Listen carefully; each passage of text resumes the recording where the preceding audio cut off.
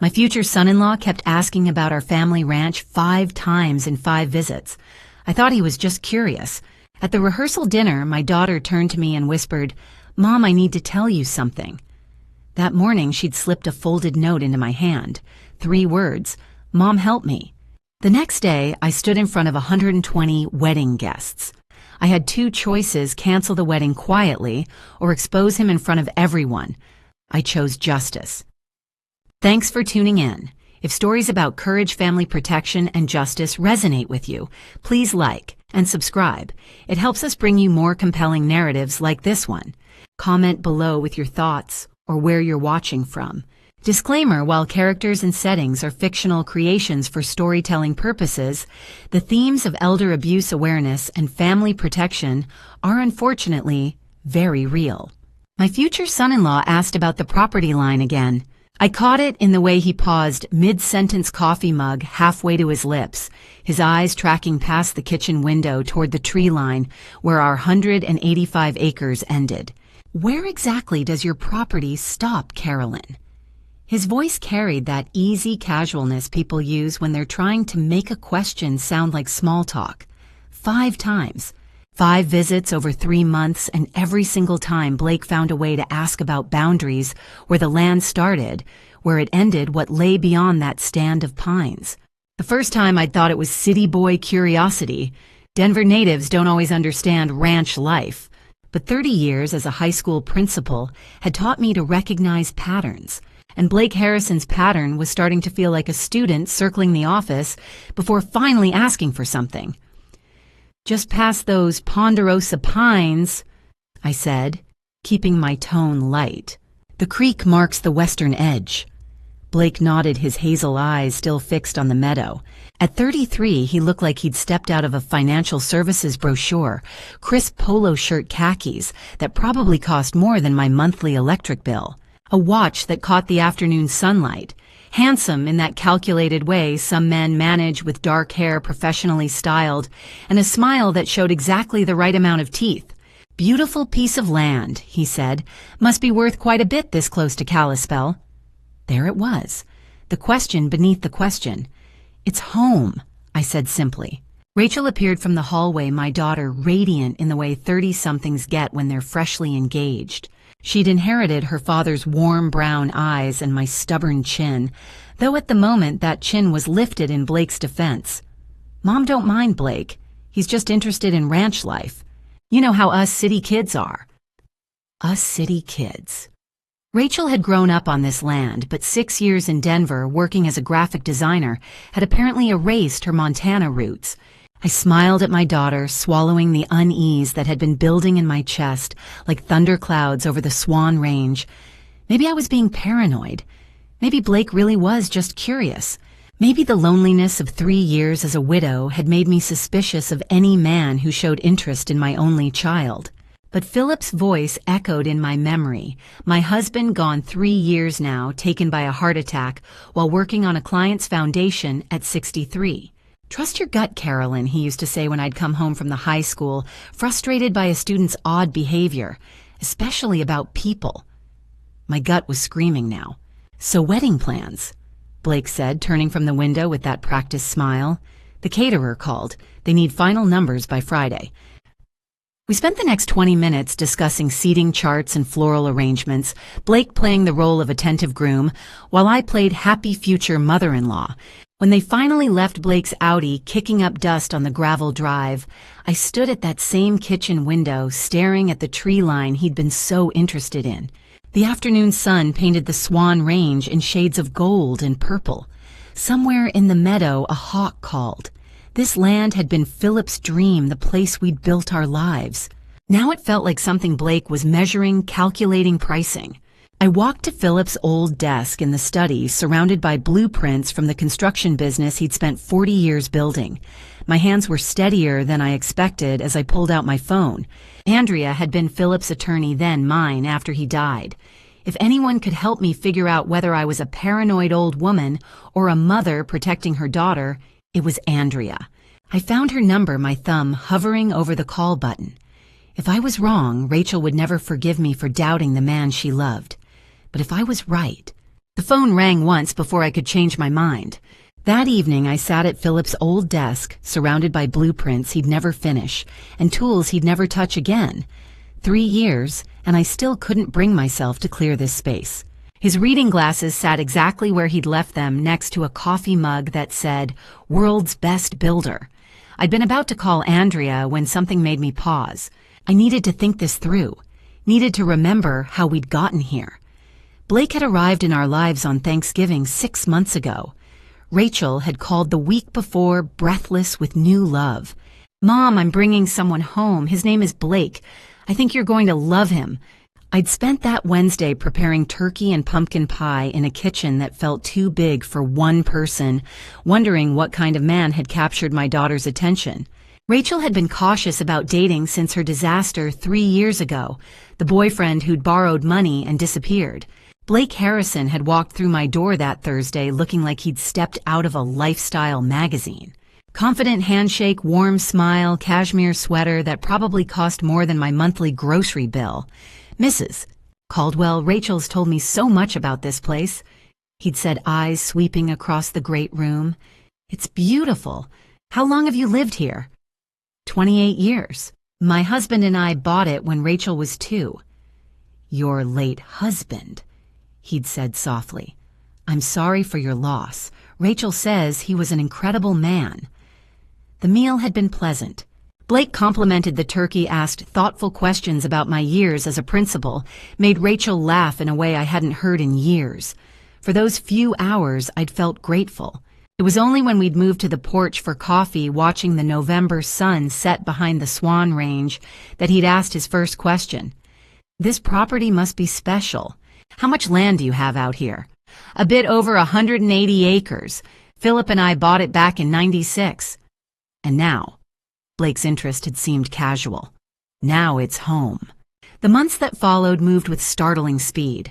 By January, Blake had proposed at some trendy Denver restaurant. Rachel had called me at midnight sobbing with joy. 4 months seemed awfully fast, but I'd said all the right things. By February, they'd set a date, September 14th, right here at the ranch. Rachel wanted to marry where her mother's memory lived, where her father had built our life. But with each visit, Blake made helping plan the wedding, joining us for Sunday dinners, the questions came. Always about the land, the boundaries, what lay beyond our property line, the value of acreage this close to Kalispell. I'd noticed something else, too, the way his eyes would track across the room when he thought no one was watching, as if cataloging, calculating. The way he'd steer conversations toward finances, estate planning, long-term security. Investment advisor talk, Rachel had said. He can't help himself. But sitting at Philip's desk now, his blueprints spread before me, I realized I'd felt it from that first Thanksgiving. Something too calculated in Blake's charm, too practiced in his interest, too perfect. Philip would have seen it immediately. He'd always been better at reading people than I was, despite my 30 years wrangling teenagers. Trust your gut about people, he used to tell me, especially when they seemed too good to be true. I looked at my phone again, Andrea's number still on the screen. This time I pressed call without hesitation. Andrea answered on the second ring, her voice carrying that sharp clarity that had made her the best estate attorney in Flathead Valley. "Carolyn, I was just thinking about you." Something in her tone steadied me. Andrea had handled Philip's estate after he died, navigating the complexities of his construction business and patents with patience I hadn't deserved in my grief-fogged state. More than that, she'd been Philip's friend.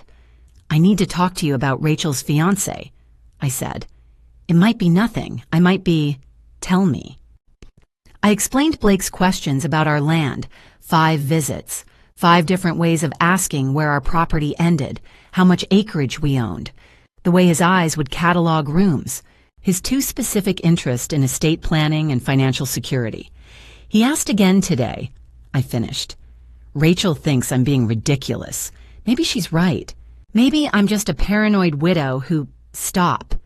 Andrea's voice cut cleanly through my spiral. "How long did you work as a principal?" 30 years. "Why? And how many problems did you prevent by noticing small things, patterns?" I thought of students I'd helped, fights I'd stopped. Dozens, maybe more. Your instincts kept 800 kids safe every year for 3 decades. I'm not betting against them now. She shifted to business mode. Tell me about Blake. What does he do? Investment advisor in Denver. Dating Rachel how long?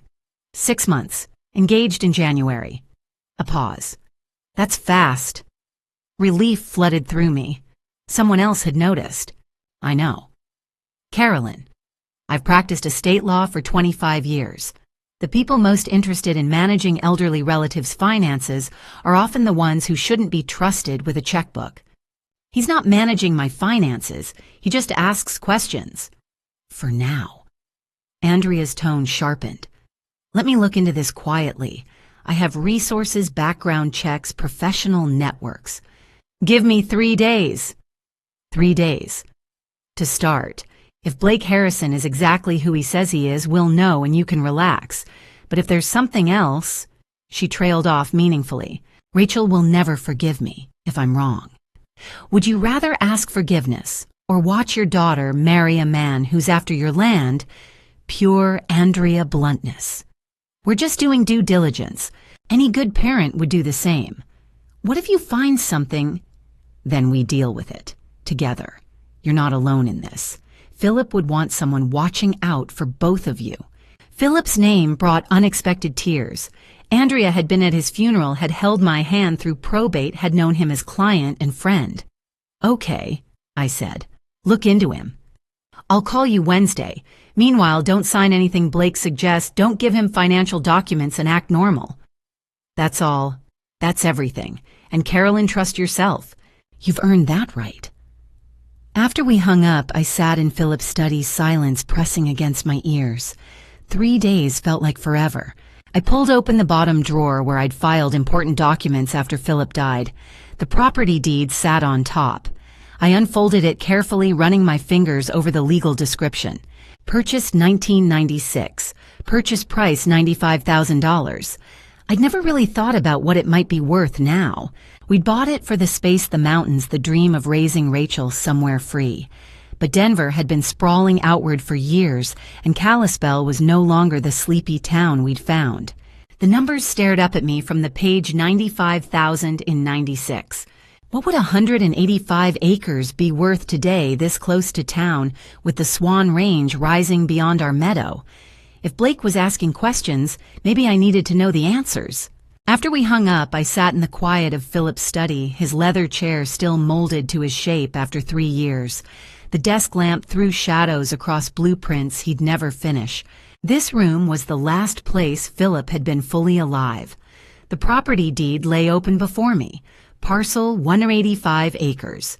Purchase date April 1996. Purchase price $95,000. We'd saved for years to afford it. Back then it was scrubland an hour from anywhere. Philip had seen the potential. Land appreciates, he'd said. We're buying Montana itself. He'd been right. Flathead Valley had transformed as Denver sprawled north. The realtor who'd called last year estimated our property at $5.2 million.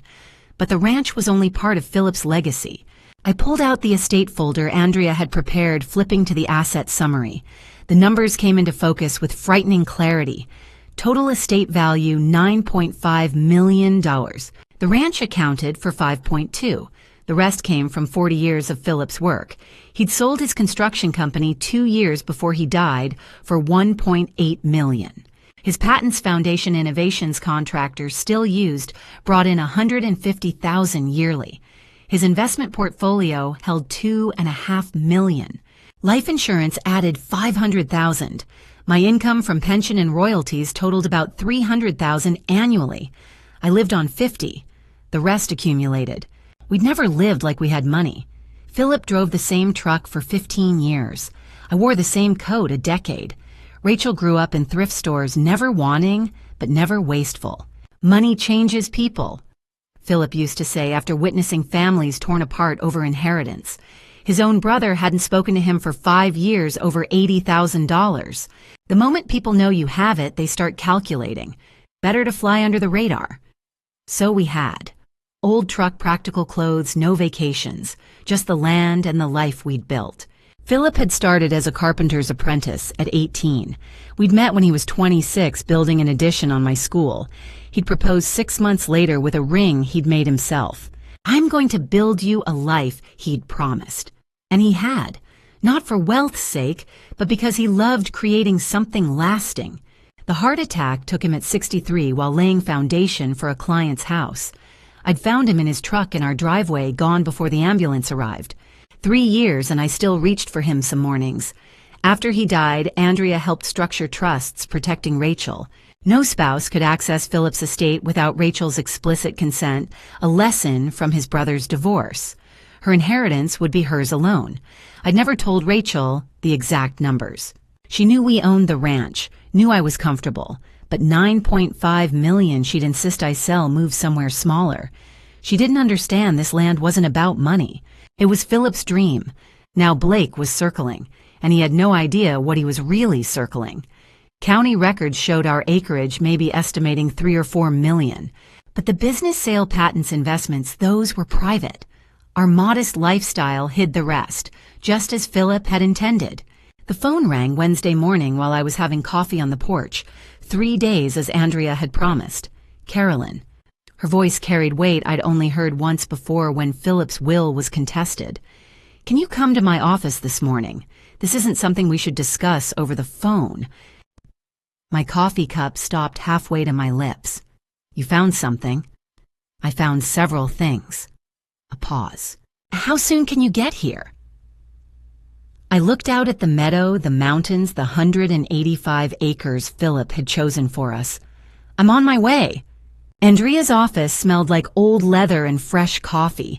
The folder she slid across her desk was thick enough to make my heart stop.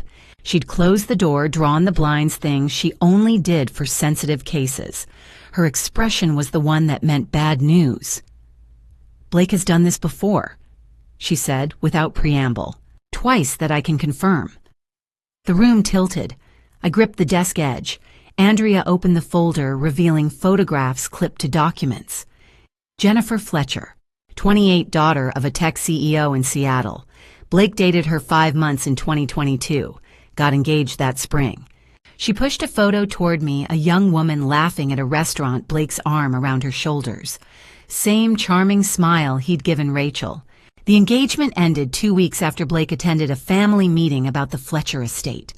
Jennifer's mother had died the year before. Blake asked very specific questions about property transfers, inheritance structures. Andrea tapped the document. 2 weeks later, he disappeared. No explanation, no forwarding address.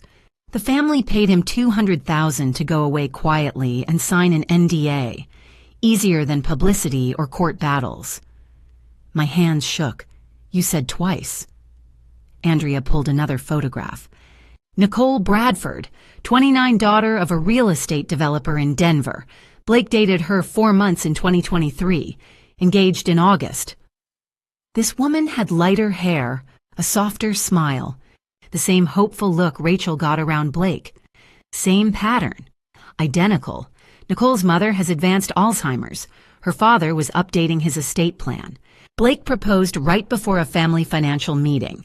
3 weeks later, gone. The Bradford family paid $300,000. Andrea leaned forward. Nicole's father's attorney contacted me off the record when I started asking questions. He wanted to warn us. 2 women, 2 families. Same man, same smile. These families don't sue because they can't prove intent, Andrea continued. Blake never touched money directly. He just asked questions, attended meetings, gathered information, then left. Breaking an engagement isn't a crime. He's a professional. Yes. Andrea's voice softened. And Carolyn Jennifer's mother had died. Nicole's mother was incapacitated. Blake targets women whose mothers are gone or unavailable. Women without that maternal protection. Rachel lost Philip 3 years ago. Blake saw vulnerability. Both families had significant wealth, but modest lifestyles, Andrea said. Fletcher money was in company stock, not flashy cars. Bradford wealth and commercial properties, not personal luxury. Blake does his research, like Philip's choice to fly under the radar. County records show your 185 acres, Andrea continued, Blake could estimate several million. But he doesn't know about Phillips patents the business sale your actual worth. He thinks he's found a comfortable widow with valuable land. Rachel's been engaged 4 months, I said. These others lasted 4 to 5 months. You're near his typical endpoint, except there's a wedding planned. That gives him legal access to assets. This might be his biggest score. I thought of Rachel planning flowers, tasting cake, believing in love. What do? We need someone who can dig deeper. Track Blake beyond public records, find other victims, discover who he really is. Andrea pulled a business card from her desk. Marcus Webb, private investigator, former law enforcement. 15 years experience. He's expensive, but the best. Discreet, thorough, he finds things people don't want found. I didn't hesitate. Hire him. Carolyn, his retainer, is... I don't care what it costs. My voice came out hard. I need to know who my daughter is marrying. Everything. Can he start today? Andrea smiled slightly. I'll call him now. She reached for her phone, and I looked at the photographs of Jennifer and Nicole. 2 women who'd loved Blake Harrison. 2 families who'd paid him to disappear. Rachel wasn't going to be the third. Marcus arrived on a Tuesday morning in a sedan so unremarkable, I forgot the color the moment it pulled away from the house. That I realized was exactly the point. He was maybe mid-50s with the kind of stillness that came from years of watching people who didn't want to be watched.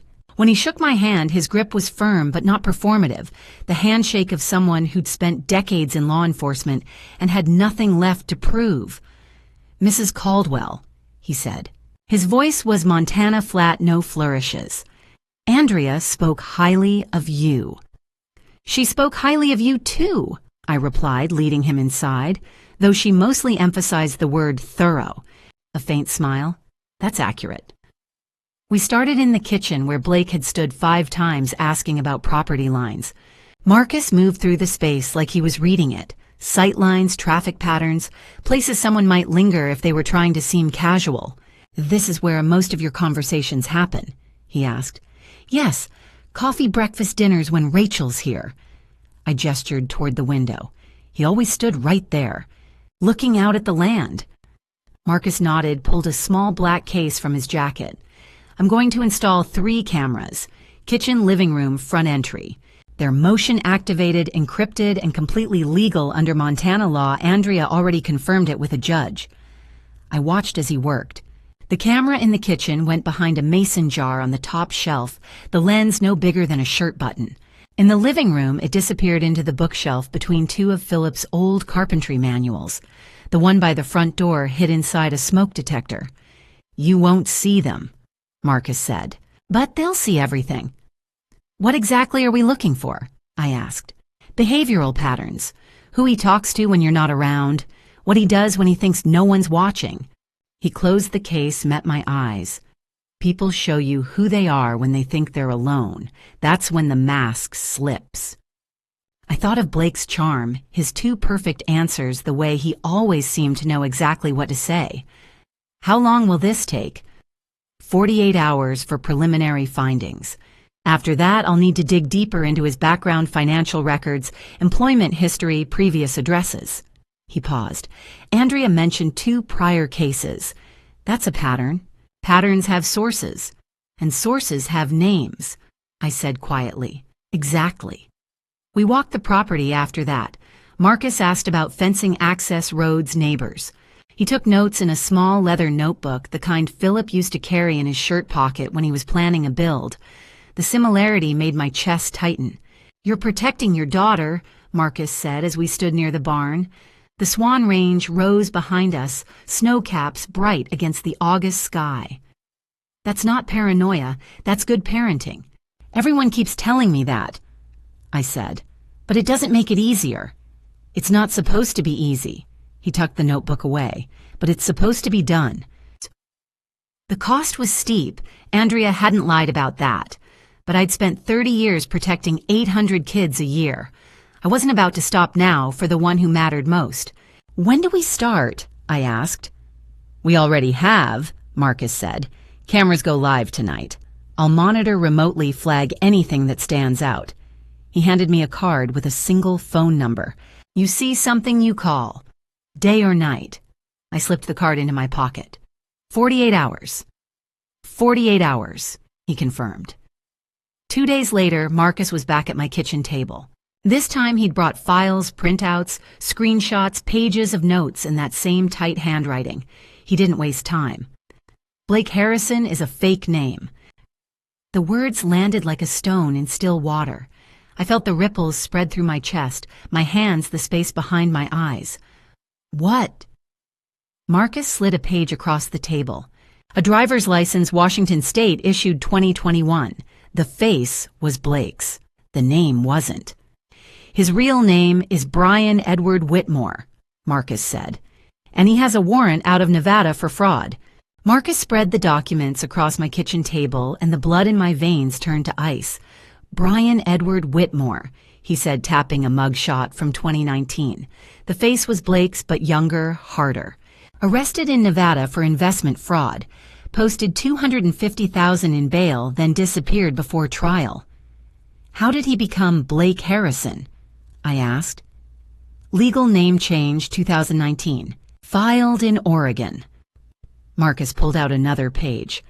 Except he had an active warrant when he did it. He'd planned everything. There's more, Marcus said quietly, and you're not going to like it. I found the boxes in Philip's garage files gathering dust for 3 years. Inside the box marked 2008, Contracts and Litigation, was a folder, Whitmore Construction, Bankruptcy. The first page showed a photograph. A man in his 50s, face twisted in anger, standing before a half-finished building. The caption read, Brian Whitmore, Senior Owner, Whitmore Construction, LLC. Philip never mentioned him by name, I said, flipping through court filings and creditor claims. But I remember this. A company tried to undercut Philip on a big commercial project in Missoula. They lost the bid, then went under. 2008, Marcus said. Market crash didn't help. Whitmore Construction had been hemorrhaging money for years. When they lost the Missoula contract to Philip's company, it was the final blow. Then I found the obituary. Brian Whitmore Sr., 52, of Kalispell, Montana, passed away on March 14, 2010. The words died by suicide weren't printed, but I knew. He left a note, Marcus said, handing me a photocopy. Public record. The handwriting was jagged, furious. Philip Caldwell destroyed my business. He destroyed my life. I hope he rots in hell for what he's done to my family. I couldn't breathe. Philip didn't destroy him, I said. He just won a contract. That's business. I know, Marcus said gently, but grief doesn't care about fairness. And a 17-year-old kid losing his father. That kind of anger doesn't just go away. 17. Marcus showed me a high school yearbook page, 2009. Brian E. Whitmore Sr. The face was Blake's. Younger, thinner, unmistakable. He watched his father fall apart, then die, Marcus said, and he blamed Philip. Even after your husband passed, the anger stayed. It just found a new target. Rachel. I thought of Thanksgiving, of Blake asking about the land, the business, the things Philip had built. I thought he was curious. He'd been cataloging. He's not after the money, I said. No. Marcus closed the file. He's after revenge. He wants to destroy what Philip built, the legacy, the land, the family. And he's willing to use Rachel to do it. The room felt smaller.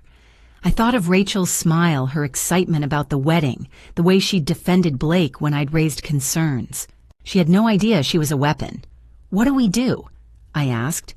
We stop him, but we have to be smart. If he knows we're onto him, he'll disappear just like Nevada. And Rachel will never believe us without proof. Then we get proof. We already have some. Marcus tapped the files, but we need more. We need to catch him in the act. The cameras, I said. The cameras are a start. Marcus stood. But Carolyn, you need to understand something. Brian Whitmore spent 14 years planning this. He's not going to stop because we ask nicely. I looked at the photo of Whitmore Sr. at the rage in his eyes and thought of his son carrying that rage for more than a decade. He's not just targeting my money, I said. He wants to ruin everything Philip stood for, and he's willing to destroy Rachel to do it. Yes, Marcus said, which is why we can't let him. My phone rang at 8 o'clock that night just as I was trying to process everything Marcus had revealed. When Dr. Bennett's name appeared on the screen, my stomach twisted. Doctors didn't call after hours unless something was wrong. Carolyn, she sounded careful. I'm calling as your physician, but also as someone who... I need to tell you something. It's about Blake. I sank into Philip's chair. What about him? He came to see me Monday, August 5th. She paused. He said he was concerned about you. Monday was the day before Marcus arrived, before I'd even confirmed Blake's real identity. Concerned about what? He said you'd been forgetting things, repeating yourself, getting confused. Her voice hardened. Carolyn, I've been your doctor for 8 years. You don't have memory problems. So why would he say I did? That's what worried me. Papers rustled. He asked very specific questions. What are the early signs of dementia? What medications affect judgment? How do you determine if someone is mentally incompetent? The room tilted. He asked about sedatives, she continued. Benzodiazepines, Ambien specifically. Dosages, side effects, how long they stay in someone's system. She exhaled. Carolyn, he wasn't asking as a concerned family member. He was researching. I thought of Blake in my kitchen offering to make coffee, pouring tea, always so helpful. You think he was planning to drug me, I said. I think he was planning to make you look incompetent. Laura's voice shook. Wayne, if you appeared confused, forgetful, unable to make decisions, he could petition for medical power of attorney. Control your finances, your property, everything. Could he do that? With the right documentation and a compliant doctor. Yes, I've seen it before. She paused. My mother was a victim of elder abuse, financial and medical. It's why I went into family practice, and it's why I'm calling you now. I closed my eyes, seeing Blake smile, his charm, the way he'd inserted himself into our lives. What do I do? First, don't sign anything he gives you. No medical power of attorney, nothing. If he pushes, tell him you want your lawyer present. I have a lawyer. Good. Second, be careful about food and drink when he's around. Don't leave drinks unattended. If something tastes off, don't finish it. I thought of the coffee I'd poured out last week because it had tasted bitter. I'd blame the beans. Ambien is tasteless in hot liquids, Laura said. 20 milligrams would make you drowsy, confused, unsteady. If someone documented that repeatedly, especially on video... The cameras. Marcus had installed cameras. Thank you, I whispered, for calling, for risking... You protected kids for 30 years, Laura interrupted. Someone needs to protect you. After she hung up, I sat in the dark study staring at the glass of water on Philip's desk. I'd poured it an hour ago before Marcus left. I didn't touch it. Instead, I thought about every time Blake had been in this house, every offer of coffee, tea, water, the way he'd insisted on helping in the kitchen, always near the drinks, always thoughtful. He'd been testing, preparing. He wasn't just trying to steal my money or destroy Philip's legacy. He was willing to poison me to do it. I texted Marcus. We need to talk. Tomorrow. Early. His response came immediately. Already on it. Don't eat or drink anything Blake touches. We're going to catch him. I looked at the water glass again, then poured it down the sink. Blake Harrison, Brian Whitmore had spent 14 years planning revenge, but he'd made one mistake. He'd underestimated a mother's instinct and a doctor's oath. And now we were ready. The 3 weeks between Dr. Bennett's warning and setting the trap felt like holding my breath underwater. We met in Andrea's office on August 15th, me, Andrea, Marcus, and Dr. Bennett. It felt surreal, like assembling a team for something out of a crime show. Except this wasn't fiction. This was my life, my daughter, my home. We need video evidence, Marcus said, spreading photos of my kitchen across the conference table. Catching him in the act is the only way to make charges stick. What about the cameras you already installed? I asked. They're good, but not good enough. He pointed to blind spots. I need to upgrade. better angles audio recording. If he says anything incriminating, we'll have it. Dr. Bennett leaned forward. Carolyn, you cannot drink anything he prepares, not even a sip. We need the full sample for lab testing. How do we get him to try? Andrea asked. Marcus tapped the kitchen photo. We create an opportunity. Carolyn invites him for dinner, acts normal. Then she leaves a drink unattended, pretends to take a phone call, checks something in another room. If he's planning to drug her, he'll take the chance. My stomach twisted. And if he doesn't, then we try again, Marcus said simply. But based on his research with Dr. Bennett, he's ready to move. The wedding's in a month. Time's running out for him. Andrea made notes. Once we have the sample, I'll ensure chain of custody. Dr. Bennett tests it, documents the findings. If there's Ambien or anything else, we go to the sheriff. Sheriff Bennett, Dr. Bennett added.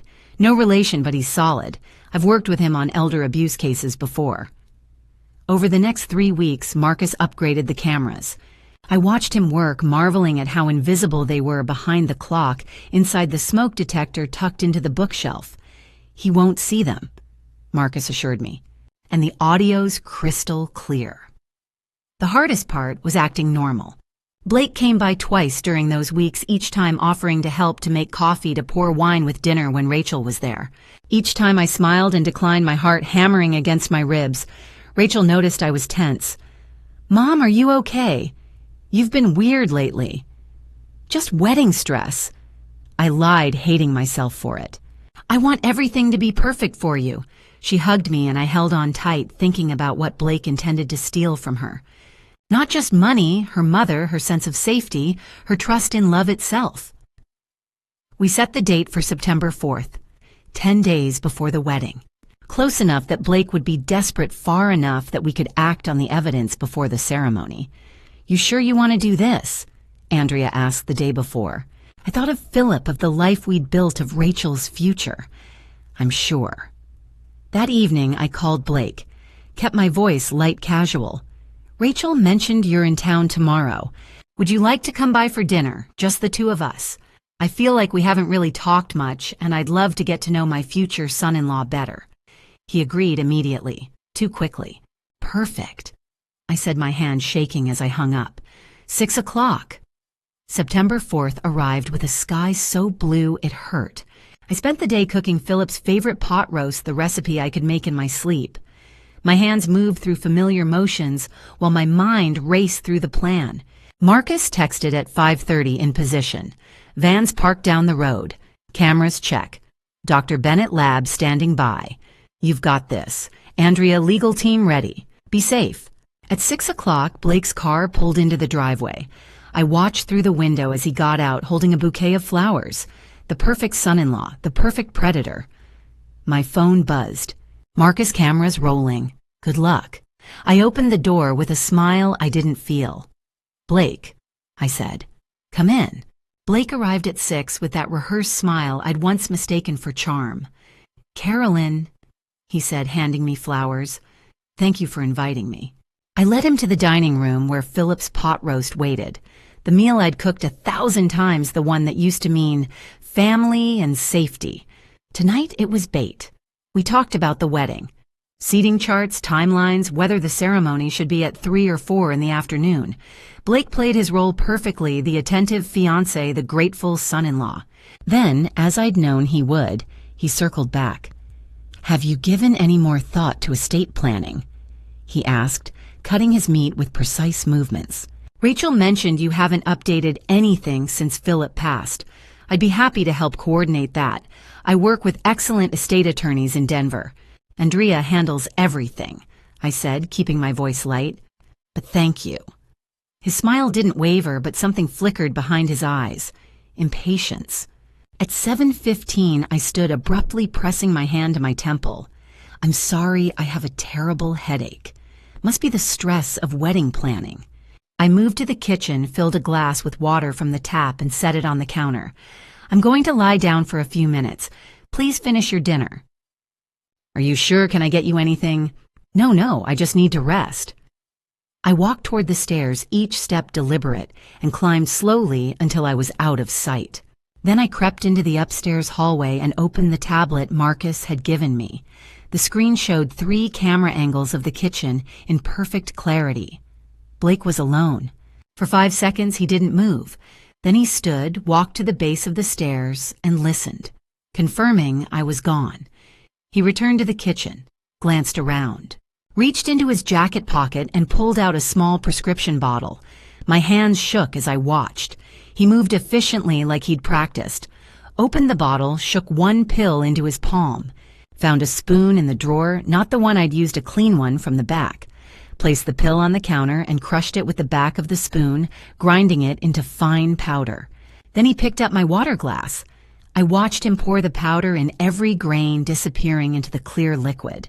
He stirred it with the same spoon, tapping the edge against the glass to make sure nothing stuck. Wiped the spoon with a paper towel, put it in the sink, returned the bottle to his pocket. 47 seconds start to finish. He arranged himself back at the table just as I started down the stairs, making my footsteps audible.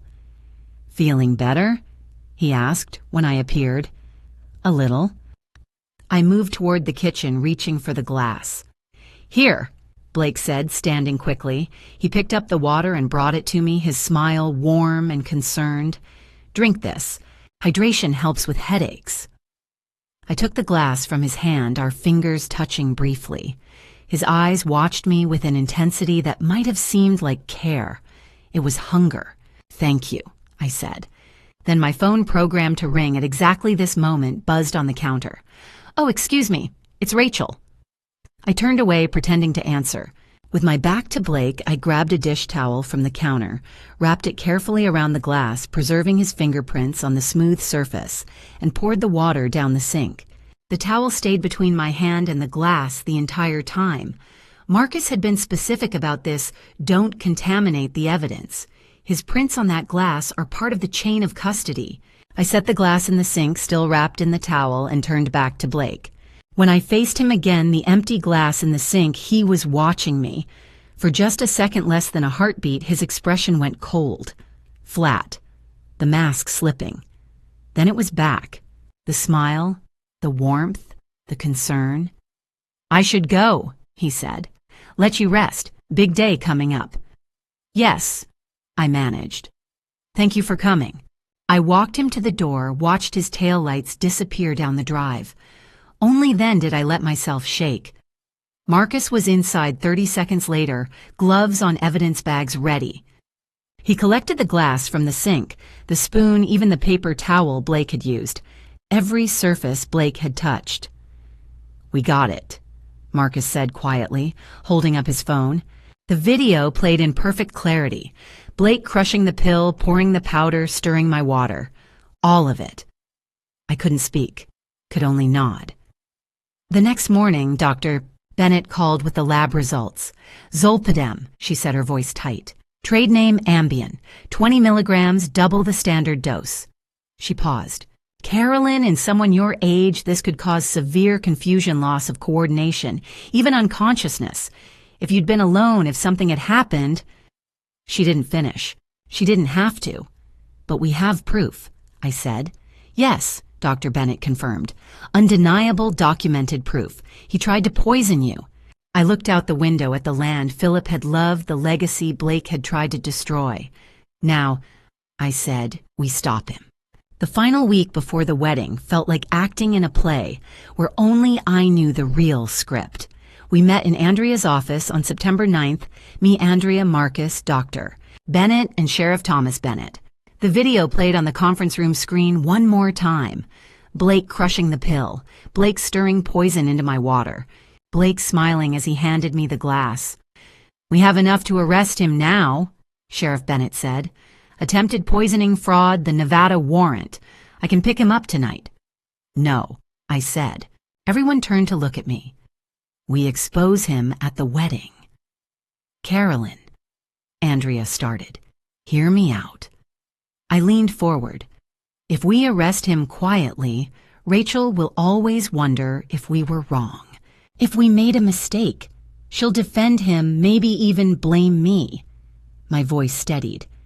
"But if it happens publicly with witnesses, if she sees the evidence herself, she'll know the truth. And Blake won't be able to disappear this time. Marcus nodded slowly. It also puts him in a position where he can't run. He'll be surrounded. Sheriff Bennett looked at Dr. Bennett, who'd been quiet. Laura? Rachel deserves to see who he really is, she said, and she deserves to make that choice herself with all the facts. All right, the sheriff said. We do it at the wedding. I'll be there in plain clothes. Marcus on the perimeter. Andrea, you'll have the legal documentation. Everything. Andrea confirmed, including affidavits from Jennifer Fletcher and Nicole Bradford. They've agreed to come forward now that there's hard evidence. I exhaled slowly. Thank you, all of you. The wedding preparations continued like nothing was wrong. A white tent went up on the lawn where Philip used to build things.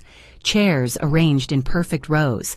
Flowers everywhere, wildflowers from the mountains, Rachel's favorite. Blake came by every day playing the devoted groom.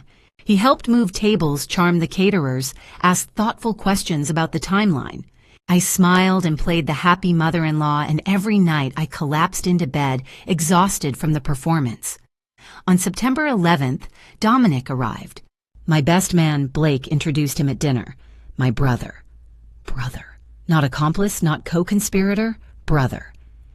Dominic had the same easy charm, the same practiced smile. He shook my hand and called me Mom, and I wanted to scream. Marcus texted that night, Dominic Whitmore, confirmed. He was with Blake in Nevada, accomplice. So there would be 2 arrests at the wedding. On Wednesday afternoon, I drove to the cemetery. Philip's headstone was simple granite the way he'd wanted. Philip James Caldwell. 1960, 2021. Builder. Husband. Father. I sat on the grass beside him the way I used to sit on our porch when he'd work late into the evening. I wish you were here, I said quietly. You'd know exactly what to do. You always did. The wind moved through the pines, and for a moment I could almost hear his voice. You already know what to do, Carolyn. You've always been the strong one.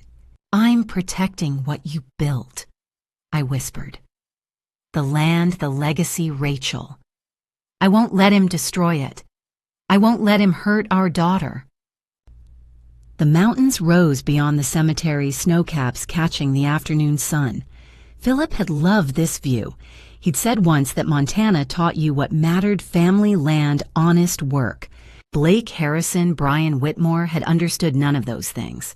But I did, and so did everyone helping me stop him. Friday night was the rehearsal dinner at a restaurant in Whitefish. Rachel was there with Blake, both of them glowing and perfect. Except Rachel kept checking her phone, staring into space, losing track of conversations mid-sentence. You okay, honey? I asked when Blake stepped away. She looked at me and something flickered in her eyes. Fear, doubt. I'm fine, she said quickly. Just wedding jitters. But her hand shook as she lifted her water glass, and when Blake returned, she flinched slightly before smiling. I watched her the rest of the night, my heart sinking. Rachel knew something was wrong. The question was, what did she know? And when had she figured it out? The wedding morning dawned, with the kind of blue Montana sky that made you believe in new beginnings. I stood behind Rachel in her childhood bedroom, fastening the tiny buttons on her wedding dress. My hands were steady, even though my heart was hammering. In a few hours, everything would change. Mom, Rachel said suddenly, her voice breaking. I met her eyes in the mirror. They were filled with terror. I need to tell you something. She turned to face me, the white silk rustling. Her hands shook as she reached into the pocket hidden in the dress folds and pulled out a folded piece of paper. She pressed it into my palm. I opened it. 3 words in her handwriting. Mom, help me. Rachel. Thursday night, she said, the words tumbling out. I wanted to surprise Blake at his hotel. I thought we could have dinner before the rehearsal. Her breath hitched. I got to his room and the door was cracked open. I heard voices. Blake and Dominic. My blood turned cold. I stood there listening. Tears streaked down her face, ruining her makeup. Mom, I heard everything. The plan to drug you, to make you seem incompetent so he could control your finances. He said I'd never suspect anything because I trusted him. And then Dominic said something about revenge on Philip Caldwell, and Blake laughed. She covered her mouth, sobbing. He laughed about destroying our family. I pulled her into my arms, careful of the dress, and held her while she shook. I didn't want to believe it, she whispered against my shoulder. I spent all day yesterday telling myself I'd misheard that there was some explanation. But Mom, I know what I heard. I can't marry him. I can't. I know, sweetheart, I said quietly. I know. She pulled back, staring at me. What? I've known for weeks. I smoothed her hair the way I used to when she was small and frightened. I've been investigating him. His real name is Brian Whitmore. He's wanted in Nevada for fraud. He tried to poison me 4 days ago and we caught him on camera. Rachel's legs buckled. I helped her sit on the bed, the white dress pooling around her. You knew, she whispered, all this time. I was trying to protect you, I said. I didn't want you to know until I had undeniable proof, until I could show you who he really was. And I was trying to protect you. She laughed a broken sound. We were both protecting each other. That's what mothers and daughters do. She looked at the note in my hand, then at me. What do we do now? Call it off. Tell everyone to go home. I knelt in front of her, took her hands. No, we expose him, publicly, with witnesses. So he can't run, can't lie his way out of it, can't hurt anyone else the way he hurt Jennifer Fletcher and Nicole Bradford. There were others. 2 before you, maybe more. I squeezed her hands. But you're going to be the one who stops him. We both are. Rachel's jaw set the fear in her eyes, hardening into something else. Determination. She was Philip's daughter after all. How you walk down that aisle, I said. I'll stop the ceremony when the officiant asks if anyone objects, and then we tell everyone exactly who Brian Whitmore is and what he tried to do. She nodded slowly. In front of everyone. In front of 120 witnesses, including the sheriff. The sheriff's here. Sweetheart, I've had a team working on this for weeks. We have video evidence, lab results, legal documentation, everything. I stood helping her up. All we need now is you. Are you strong enough to do this? Rachel wiped her eyes, straightened her shoulders, and looked at herself in the mirror. Behind the smeared mascara, I saw the woman she'd become: strong, smart, capable. She'd figured it out herself 2 days ago, and she'd carried that terrible knowledge alone because she thought she was protecting me, just like I'd carried it alone to protect her. I'm ready, she said. At 2:45, we stood at the edge of the lawn where Philip used to build things. The white tent glowed in the afternoon sun. 120 guests sat in neat rows, murmuring and smiling. Blake stood at the altar in his perfect suit, Dominic beside him, both of them the picture of charm and success. Rachel slipped her arm through mine. The bouquet of wildflowers trembled slightly in her other hand. Ready, sweetheart, I whispered. She looked at me, squeezed my arm, and smiled a fierce, determined smile. Ready, Mom. The music began, and we walked forward together. The string quartet played Pachelbel's Canon as I walked Rachel down the aisle between the rows of white chairs, each step feeling like walking toward the edge of a cliff. 120 faces turned toward us, smiling. The flower arch at the altar framed Blake and Dominic perfectly against the backdrop of the Swan Range. The Montana sky stretched endless and blue above the white tent. Everything looked exactly as a wedding should, beautiful, hopeful, full of promise. Everything was a lie. I scanned the crowd as we walked.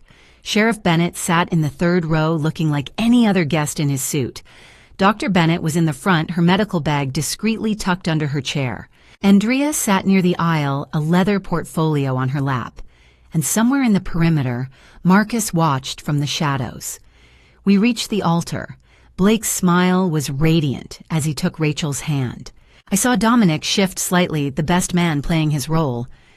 Dearly beloved, the officiant began, his voice carrying across the lawn. We are gathered here today to witness the union of Rachel Marie Caldwell and Blake Jonathan Harrison in holy matrimony. I sat in the front row, my hands folded in my lap, and waited. The officiant continued through the traditional words: love and honor, sickness and health, for better or worse. Each phrase felt like sandpaper against my nerves. Then finally, if anyone here knows of any lawful reason why these two should not be joined in marriage, speak now or forever. Hold your peace. I stood. The movement was deliberate, loud in the expectant silence. 120 pairs of eyes swiveled toward me. Stop, I said, my voice clear and strong. Stop this ceremony. The crowd erupted in gasps and whispers. Blake's smile faltered for just a second before reassembling itself. Carolyn, he said, his voice concerned and gentle. What are you... Rachel, I said, cutting him off. I turned to my daughter, who stood frozen at the altar, her bouquet trembling. Tell them what you heard. Rachel looked at me, then at Blake, then slowly turned to face the crowd. Her wedding dress rustled in the afternoon breeze. Thursday night, she said, her voice shaking but clear. I went to Blake's hotel to surprise him. I heard him talking to Dominic through the door. Rachel, Blake started. I heard everything. She spoke louder now, her voice gaining strength. They were talking about drugging my mother, about making her seem incompetent so Blake could get power of attorney over her finances. The crowd's murmurs grew louder. I saw people leaning forward, some standing to hear better. He called her the old woman. Rachel continued, tears streaming down her face, but her voice steady. He said I was so stupid for not seeing what he was doing. He said once he had the power of attorney paperwork signed, it would be easy to... Rachel, sweetheart, you're panicking. Blake moved toward her, his voice dripping with concern. This is wedding anxiety. You're stressed. You misheard. I didn't mishear anything. Rachel stepped back from him. I heard you laughing about it. I heard you and Dominic planning to destroy my family for revenge against my father. Blake's mask cracked. For just a second, I saw the cold calculation beneath the charm. Then he turned to the crowd, hands spread in a gesture of helpless concern. I'm so sorry everyone is witnessing this, he said, his voice breaking perfectly. Rachel has been under so much stress planning the wedding. She hasn't been sleeping well. Sometimes anxiety can make us imagine things that aren't... Dr. Bennett, I called out, cutting through his performance. Dr. Laura Bennett stood from her seat in the front row. Every eye in the crowd shifted to her. Blake's face went pale. Yes, Carolyn, she said calmly. The trap was closing. You've stayed with Carolyn through weeks of investigation, a poisoning attempt, and now this wedding day confrontation. If you're still here, I want to hear from you. Comment below. Did you see the red flags from the beginning? Or did Brian almost fool you? Quick note before we go further, what comes next is a fictionalized courtroom-style showdown based on real elder abuse tactics. Some viewers find it intense. If that's not for you, this is a natural pause point. But if you want to see every piece of evidence laid out and justice finally served, stay right here. Dr. Bennett's voice cut through the murmurs like a scalpel. I'm Dr. Laura Bennett, she said, addressing the crowd with the calm authority of someone who delivered difficult news 1,000 times. I've been Carolyn's primary care physician for 8 years, and I need to set the record straight. She turned to face Blake directly. Carolyn Caldwell is completely lucid. She's sharper than people half her age. She manages a complex estate, maintains this property, and has never shown any signs of cognitive decline. Her voice hardened. So when Blake came to my office 5 weeks ago claiming she had memory problems, I knew he was lying. The crowd's murmurs rose. Blake's jaw tightened. He made an appointment under the pretense of being a concerned family member, Dr. Bennett continued. He asked very specific questions.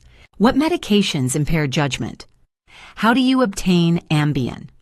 What's the legal process for establishing conservatorship over someone deemed mentally incompetent? I was just concerned for her, Blake started. Those aren't the questions of a concerned family member. Dr. Bennett cut him off. Those are the questions of someone researching how to incapacitate an elderly woman and take control of her assets. The words hung in the air like a verdict. I saw people in the crowd exchanging shocked glances, hands covering mouths. I stood. Blake Harrison isn't his real name, I said, my voice carrying across the lawn. 120 faces turned toward me. His real name is Brian Edward Whitmore. He's wanted in Nevada for investment fraud. He jumped bail 5 years ago and has been operating under false identities ever since. Blake's face had gone white. Dominic, standing beside him, looked like he wanted to run. His father owned Whitmore Construction. I continued. In 2008, his company competed with my husband Philip's for a major commercial project in Missoula. Philip won the bid. Whitmore Construction couldn't recover from the loss. They declared bankruptcy. I paused, letting the crowd absorb it. Brian's father died by suicide in 2010. He left a note blaming Philip for destroying his business and his life. Brian was 17 years old when his father died. I saw understanding dawn on faces in the crowd. This wasn't just fraud. It was revenge. Brian has been planning this for 14 years, I said. He changed his name legally in 2019. He's done this twice before. Targeted women from wealthy families, gotten engaged, then disappeared after their families paid him to go away quietly. That's not... Blake tried. Jennifer Fletcher in Seattle, Nicole Bradford in Denver. I named them clearly, loudly. Both daughters of wealthy men. Both lost their mothers or had mothers who were incapacitated. Just like Rachel lost her father 3 years ago. Rachel stood beside me now, her hand finding mine. 2 weeks ago, I said. Brian invited himself to dinner at my home. When I left the room, he put 20 milligrams of Ambien into my water. We have video of him crushing the pill, stirring it into the glass, and then encouraging me to drink it.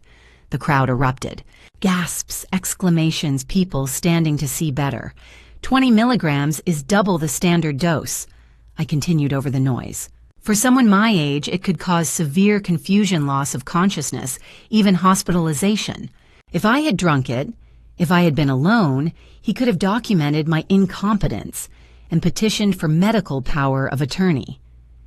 This is insane, Blake said, but his voice had lost its confidence. He looked at the crowd, trying to find sympathetic faces. She's making this up. She never wanted Rachel to marry me. This is Andrea, I called. Andrea stood from her seat near the front, holding the leather portfolio. She walked to the center aisle where everyone could see her. I'm Andrea, Mrs. Caldwell's estate attorney, she said. I have documentation of everything she just described. She opened the portfolio. Video footage of the drugging incident. Laboratory results confirming zolpidem Ambien in the water sample. Medical affidavits from Dr. Bennett. A complete background investigation showing Brian Whitmore's real identity, his criminal record in Nevada, and evidence linking him to the 2 previous cases Mrs. Caldwell mentioned. She held up a thick stack of papers, USB drives, printed photos. This isn't a family dispute, Andrea said. This is attempted elder abuse, fraud, and conspiracy. And we have 120 witnesses here today who've heard the truth. Blake's mask finally shattered. The charm, the concern, the perfect smile, all of it fell away, leaving something cold and calculating beneath. You can't prove any of this, he said, but his voice shook. We already have, I said quietly. Sheriff Thomas Bennett stood from his seat in the 3rd row. He was a tall man, and when he rose, people noticed. He pulled back his jacket just enough to show the badge clipped to his belt.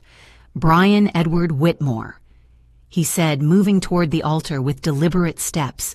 You're under arrest. Sheriff Thomas Bennett's voice echoed across the suddenly silent lawn. Brian Edward Whitmore, he said, standing directly in front of Blake. You're under arrest for fraud, identity theft, conspiracy to commit elder abuse, and an outstanding warrant in Nevada. Blake's face twisted. The charm shattered like glass. You have no proof, he shouted. This old woman is insane. She's made all of this up. Deputy Daniel Ross moved in, smoothly pulling Blake's arms behind his back. The handcuffs clicked into place. You have the right to remain silent, the sheriff said.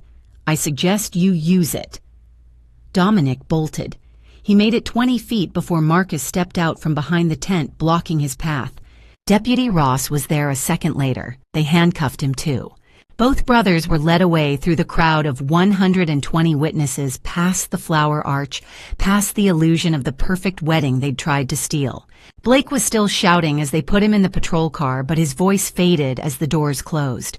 The crowd didn't know what to do. Some people came to hug us. Others whispered, already crafting the story they'd tell for years. Rachel collapsed into my arms, the white dress crumpling between us. "You knew," she sobbed.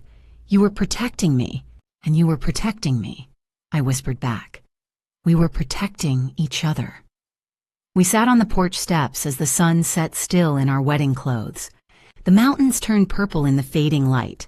Rachel told me about Thursday night standing outside Blake's hotel room, hearing him laugh about drugging me, about how stupid she was, about the 2 days she'd spent in hell trying to decide if she should tell me. I told her about the weeks of investigation, about Andrea, Marcus, Dr. Bennett's warning, the video evidence. "I'm sorry," Rachel said. "I should have come to you immediately." "You were in shock," I said. "There's no right way to handle learning the person you love isn't who they claim to be." She leaned her head on my shoulder. "I don't know if I'll ever trust anyone again." "You will," I promised. "It'll take time, but you will." 3 months later, in December, we sat in Philip's garden. Brian had been sentenced to 5 years in a Montana state prison. Dominic got 3. Jennifer Fletcher and Nicole Bradford had both testified their stories, adding weight to the pattern. Rachel had moved back to the ranch temporarily. She was seeing a therapist twice a week, working through the betrayal. She'd started taking long walks in the mountains again. Last week, she'd gone on a coffee date with a teacher from Whitefish. Cautious, but healing.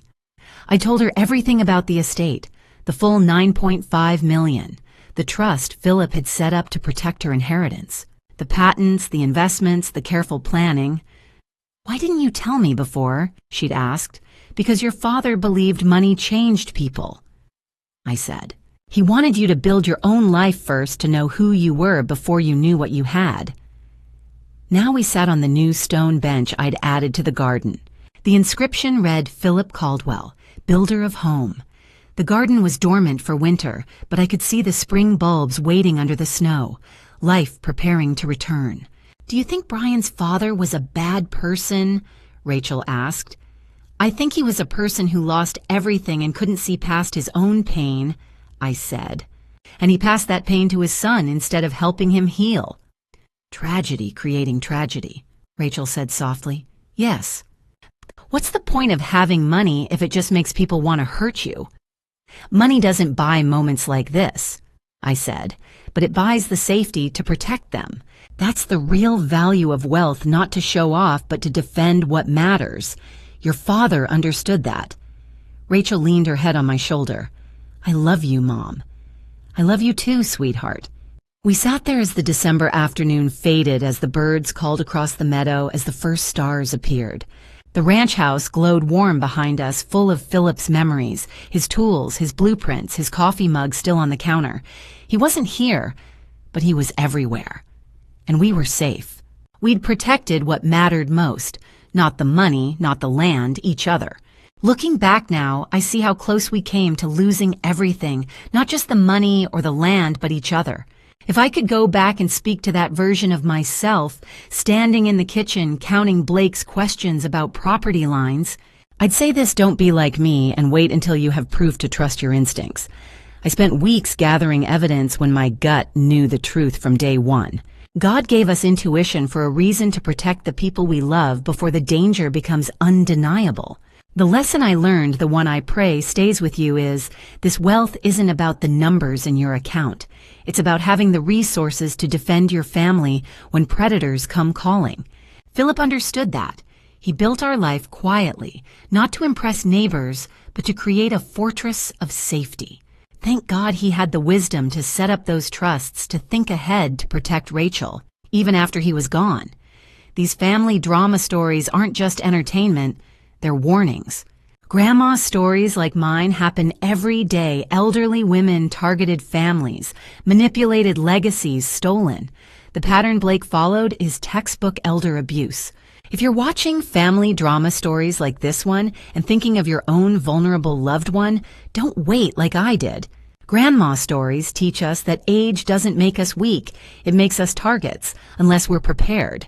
Family drama stories show us that love without boundaries invites exploitation. Grandma stories remind us to ask hard questions, verify identities, and protect assets legally before it's too late. Thank God Rachel found her courage to tell me what she'd heard. Thank God we had each other. If this story helped you recognize red flags or inspired you to protect someone you love, please share it. Subscribe for more true life lessons wrapped in storytelling. Final note. This content contains dramatized storytelling elements for educational purposes. Some details are fictionalized, but the core lessons about recognizing financial and emotional abuse are real. If this style isn't for you, that's okay. Please seek content that better fits your needs.